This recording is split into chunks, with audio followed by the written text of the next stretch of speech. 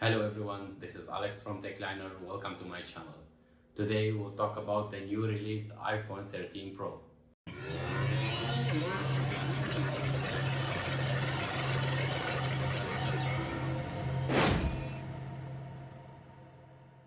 I'll split this review into 5 categories: design, screen, battery, camera, and performance.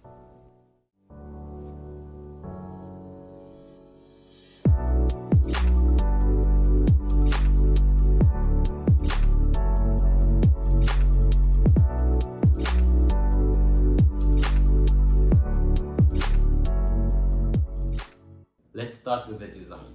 It's a stainless steel body with a glass covering. There is barely any changes compared to last year models. It's just thicker and heavier. With a weight of 204 grams, you will definitely feel that when you carry the device for the first time. But it's a personal preference. Some people consider those extra grams as a premium touch, while on the other hand, prefer the phone to be simply lighter. And I have the new Sierra blue color.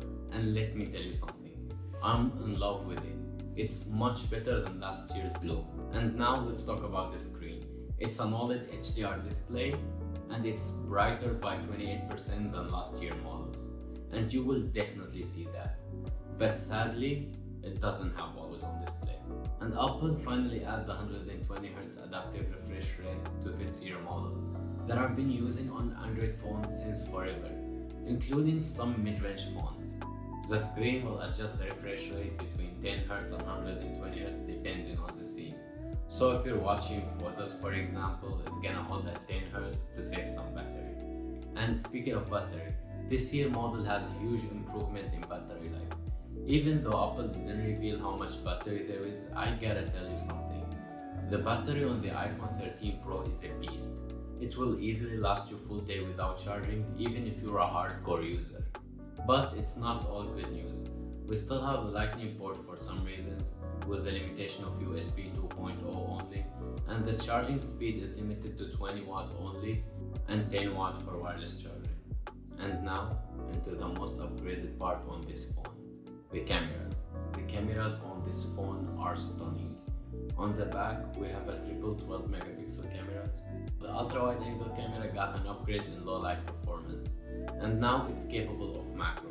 So you can take photos like this with a minimum distance focus of 2 cm, and it's much better than other macro cameras with 2 or 3 megapixel on some Android phones. And I did test the ultra-wide angle camera in low light condition to see if it's 94% better as Apple claimed. And yeah, you can see the improvement. The photos are better than last year model. But 94%, seriously Apple? And the wide angle camera got some upgrades too. Nothing massive, it has a bigger sensor than last year model, and the output overall from this camera is impressive. Apple adds some presets to the iPhone 13. So we have the standard look, rich contrast, vibrant, warm, and cool. And you can pick one of those to be the default. The telephoto camera now is 3 times optical zoom. I think it's much better than having only 2x zoom, especially for portraits. It's good overall, but like the rest zoom cameras, the quality decreases in low light condition. The portrait mode on the iPhone 13 Pro is impressive, especially at edge detection. And I think iPhone is outperforming most of the other phones when it comes to portraits.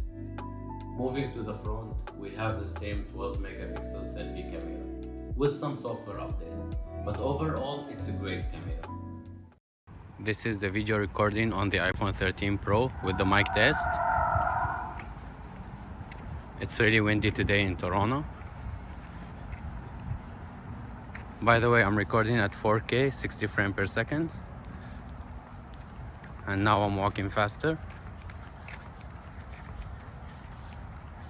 Apple did really well in stabilization. And you can move to the telephoto lens, but you can't move to the wide angle one. This is how it looks.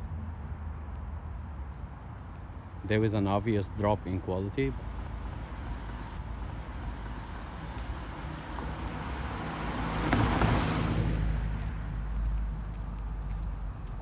Now I'm walking faster.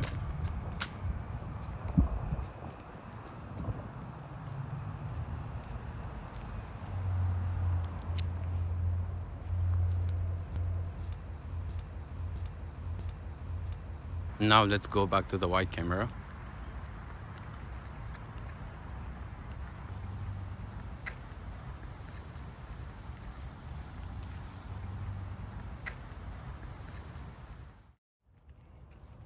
It's 4 a.m. right now.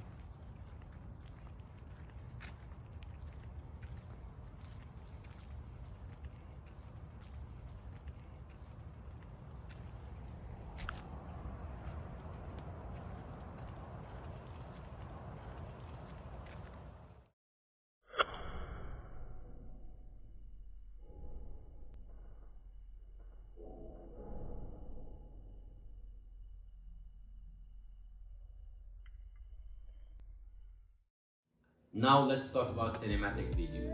It's just a portrait mode for video, and let's not emphasize it more, since it's gimmicky and not close to perfect. It's usable for some situations, but Samsung had this feature for over 2 years now, and they didn't make a big deal out of it.